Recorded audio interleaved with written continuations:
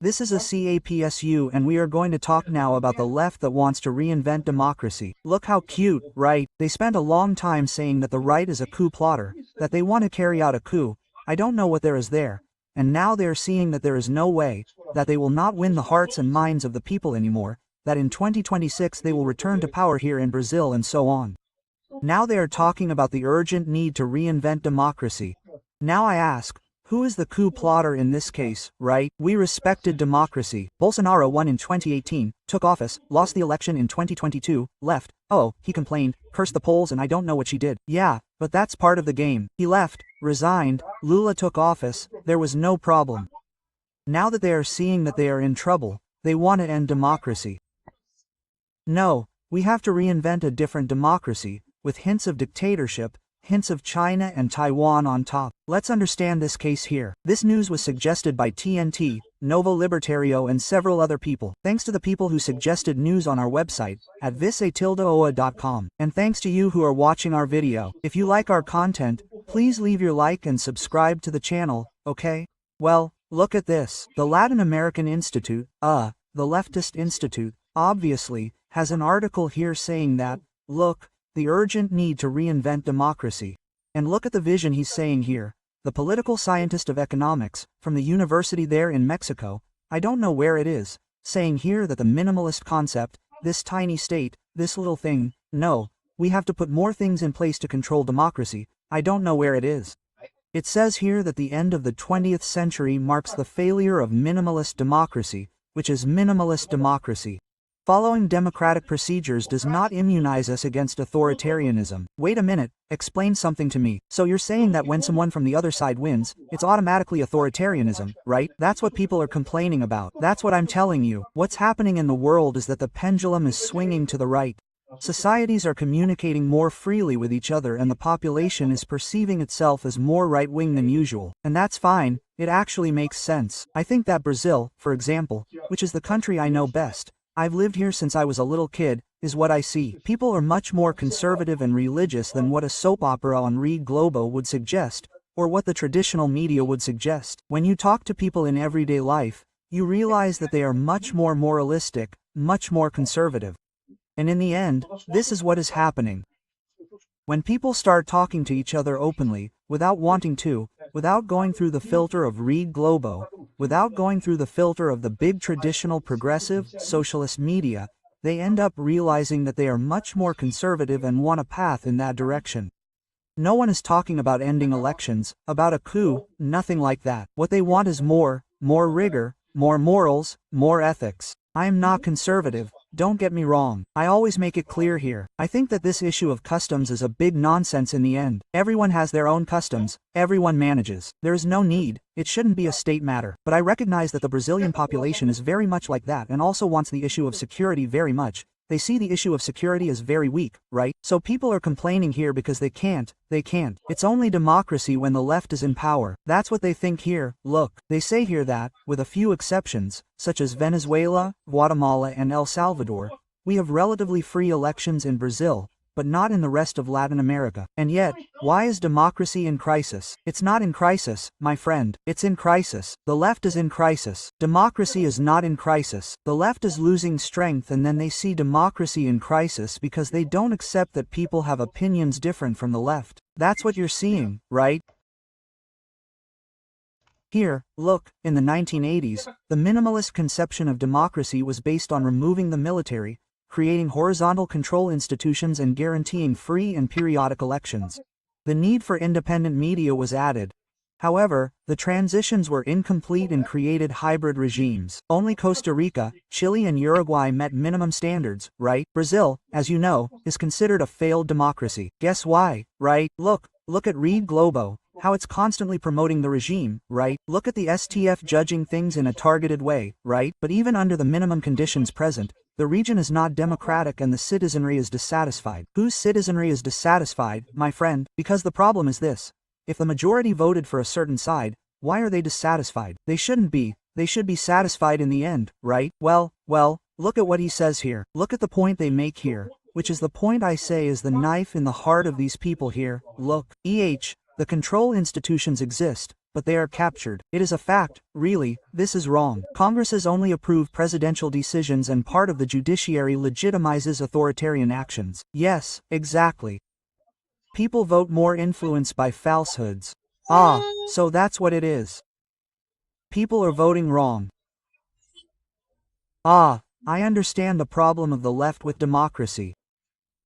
These people who vote wrong, who vote for the right, cannot. Democracy is only on the left. You have to vote for my side. If you vote for the other side, you're voting wrong. See, that's the problem. Democracy is not in crisis. The left is in crisis. The left, with its idiotic solutions that dominated Latin America for decades with stupid solutions, with dumb solutions, pretending to be scientists, No, because communism, class struggle and so on, we have to tax the rich and give scholarships to the poor and so on and so forth, and they don't realize that this is a recipe for failure. No, he didn't manage to lift any country out of poverty in Latin America. Why? Because it's an idiotic solution. As you can see, the best country in Latin America is Chile, which is precisely the look. I'm not defending Pinochet. I think it was a dictatorship, it was terrible, but from an economic point of view, Pinochet implemented a bunch of excellent measures from an economic point of view. If he had implemented economic measures without persecuting his own people, without throwing people out of helicopters, without doing a bunch of other things, he would have been a great leader, right? Chile, exactly. Having a small state, having little interference in the economy, that's what makes a difference in the wealth of a country. These people insist on communism, right? Because these people are from universities who think they're really smart because they've read a bunch of books, a bunch of stupid, ugly books that these people have on communism and economics. The only economic school that exists is the Austrian school, the rest is garbage. It's fees, as the vignette says, right? Here, look, people vote influenced. Oh, that's why democracy is in crisis now. People have always voted badly, because people have little knowledge, but while they were voting badly for the left, there was no problem at all. Democracy. And how wonderful, people are voting for Lula, everything is fine. Democracy is not in crisis. People are voting for the worst possible candidates, but while they were voting for left-wing candidates, no. Democracy is beautiful, a wonderful thing. The people have spoken, and I don't know what happens when the population starts to disagree with the left and comes to the conclusion that, damn it, these people are a bunch of idiots who have no answers for society's problems. Oh no, democracy is in crisis. We have to review this minimalist democracy. We have to control minimalist democracy. We have to restrict freedom of expression, because there is a lot of false information, right, influenced by falsehoods and such. This is one of the most idiotic things that exist, because there are two situations. This idea that people vote wrongly, there is a problem with that. If you consider that people are incapable of making decisions for themselves, if they are always going to be influenced by whatever it may be, then democracy will never work. Democracy is flawed by definition, right? If people are, I don't believe in it, okay?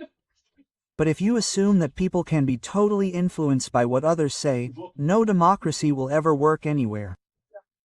What you're complaining about is that before you were able to influence them to your side and then everything was fine, even though they were easily influenced, since they were voting for the side you wanted, everything was fine. And now that they're not voting anymore, now it's falsehoods, now it's fake news and I don't know what, right? Well, it's both options.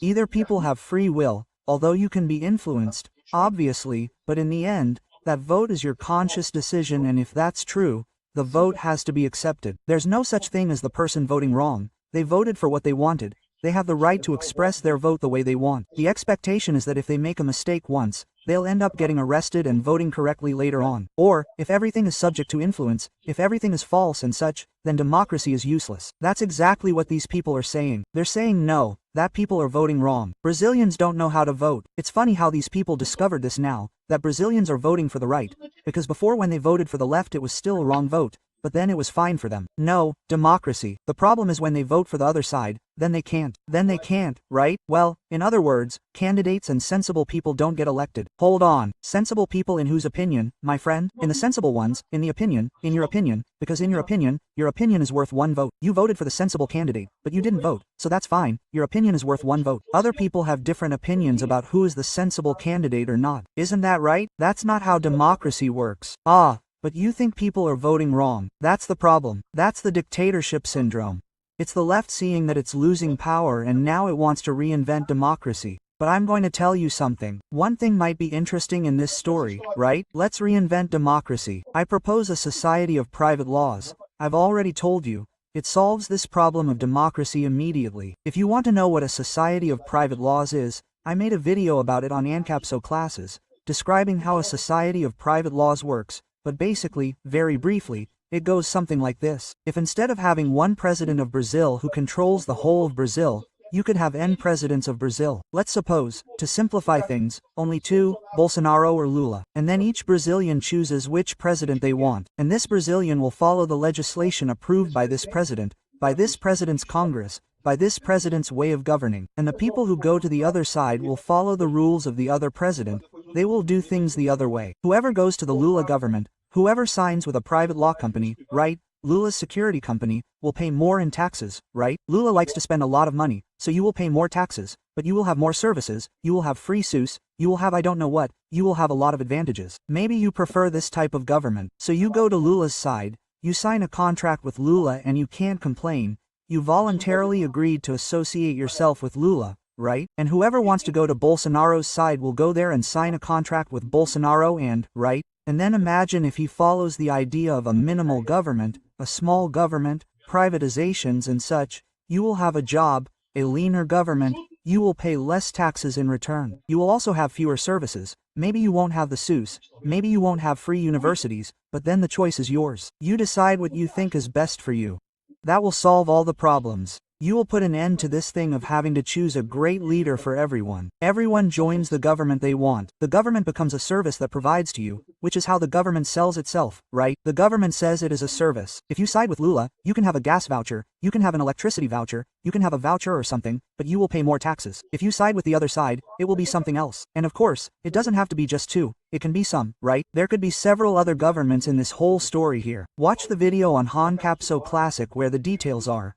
This is a theory by Hans Hermann Hoppe, a very interesting anarcho-capitalist author. It works very well and I believe it is the future, okay? We are moving towards that. We are definitely moving towards that.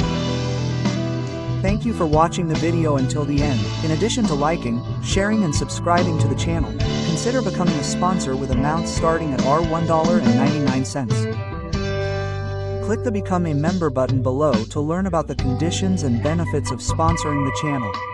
For more information about our project, visit our websites indicated on the screen.